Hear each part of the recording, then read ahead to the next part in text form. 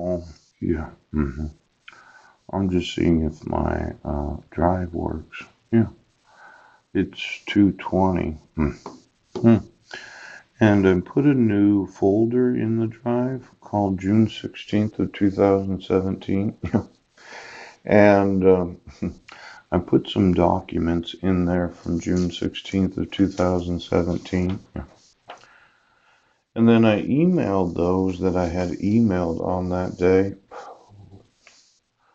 Um, I'm a little concerned because most of them are actually liable for me going to court for the allegation of violating a protection order and cyber stalking. Yeah.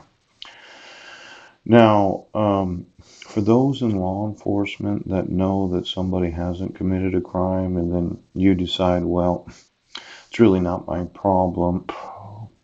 It is your problem when you get an email during the middle of the day that was sent from, senior center. Yes. Then I made 3 additional videos that day, probably, well, it was in June, yeah, maybe after dinner, yeah.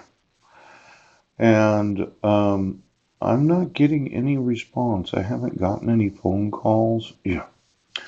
Now, this whole concept of trying people when you have the evidence they didn't commit a crime, yeah, and that you can continue as law enforcement being employed, really have a difficult time with that concept of employing those that are police and sheriffs and FBI agents and Department of Justice, and that for some reason they have no problem obligating people to have to go to mental institutions for knowing that they were in a different city than the alleged criminal complaint. Yeah. Now, I mentioned this before. It was filed on August 8th of 2017. Yes. The last known address, 1023 Kitchen Dick Road. Yeah. Happens to be the same address where the pastor used a picture of my sister, Susan Bowers. The same address where in 2013 I was received a text message that I attempted to contact Mike or Marilyn. Yes. He will contact the authorities. Now, the state of Washington, yes, I think I emailed quite a few of those that are employees of the state of Washington. Yes. In fact, King County, various police and sheriff's departments, yeah. And for some reason, none of them really think that they can't be held personally liable or their departments. Yes. Now, I sent this from pbudnick5 at yahoo.com at 3:53 p.m. on Friday, June 16th of 2017. Now, Chief of Police, SC's troopers, is that South Carolina's troopers? Yeah. Or maybe that's, and then there's Mary Yu, the Supreme Court Justice, right? Uh, Barbara Madsen, Supreme Court Justice. And then there's the Port Angeles Police Department, Haxton, yeah. Deorand Cooper, Chief of Police, yeah. Did you get any emails from me on June 16th of 2017? Because I sent some earlier in the day after I posted those 13 videos. Yes, that I was making from approximately 9 a.m. to noon. Yeah. But I hadn't gotten any emails on that day, so would somebody enforce the laws of the United States? I thought I would give you the videos that are on my Facebook.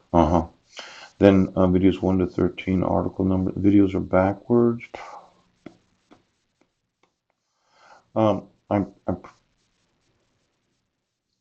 There's some reason why I'm going to court on Wednesday. Now, I emailed the same individuals that I emailed on June 16th of 2017. Yeah. And I feel confident, yes, that it's not cyber stalking, right, when I inform law enforcement of fraud. Oh. Now, did you want to remove your fraud from the judicial system of the United States? Because I'm really concerned that you don't take seriously the laws of the United States and this thought that a homeless man has no rights. I did mention the last known address, and I wasn't notified of court hearings. Now, maybe tomorrow I need to go back into the August emails and get out the emails that I sent to law enforcement.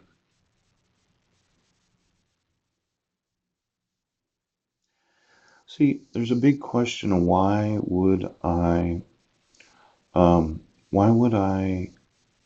call the chief of the fire department, Dubak, Monday, December 35, as a defendant, two-count criminal complaint, that accused me of being in Brenton, Washington on June 16th of 2017. Yeah.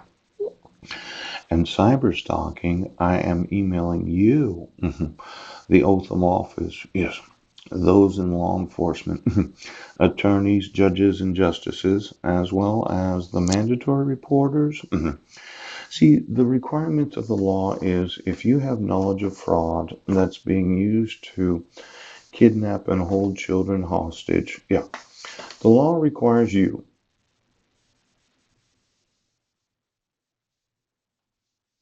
That's what the law says.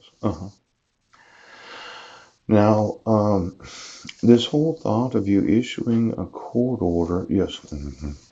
Conclusion. Mr. Budnick's own correspondence on the date which he is alleged to have violated the no contact order. Yeah. Did you get all the correspondence? Brett Roberts. Did you get every email address? Because I had guesstimated it was 2,500 emails, but it looks like it's closer to 2,000 emails. Um, the state need not prove personal service. Yeah. We have a real problem with the state not proving personal service. See Exhibit A? Yeah. There's no signature of the petitioner. There's no acknowledging the receipt of the copy of this. Yeah. As if she weren't there. And you granted her the relief that she didn't request. And you're using that court order. The state needs to prove that the court order was issued according to the requirements of the law. And rather, it need only prove Mr. Budnick had knowledge. Yes, I have knowledge of the fraud of it.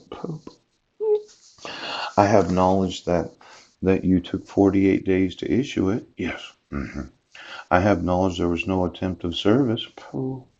I have knowledge that you served somebody other than myself. Yes. I have knowledge of the wrongful execution of it when you served me in the Sequim Public Library.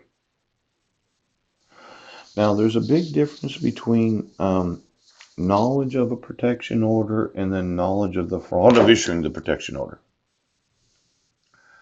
The respondent did not receive actual notice of the hearing.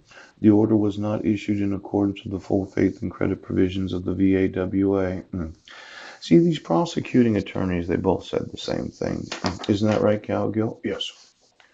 That just because I have knowledge of the existence of it does not mean that it was issued according to the law. Evidence available to the state establishes a prima facie case that Mr. Budnick had knowledge of the order and knowingly violated the restraint provisions. Yes. On the date for which he is charged with the crime, accused of the crime. Yeah. Can a deputy prosecuting attorney charge me with a crime? I think only police departments can, as a prerequisite to a criminal charge for its violation. Yeah. Now, as I remember it, nobody read me my rights on June 16th of 2000. Mr. Deputy Prosecuting Attorney, yeah. Could you please explain who it is that charged me with the crime? Um, because there was no police officer involved, there was no sheriff. It looks like your response to the defendant's motion to dismiss, yeah. Um, Criminal charges? Yes. Exactly what police officer right now? I think I'm going to sue you for that, Brett. For thinking, yes, that as a prosecuting attorney, yes, you can accuse myself as the defendant of a crime, yes, but you can't charge me with a crime unless somebody in law enforcement. You're getting sued for saying that I was criminally charged for a violation, yes, when no one in law enforcement actually investigated, did a probable cause arrest, yes. Be- ooh, ooh.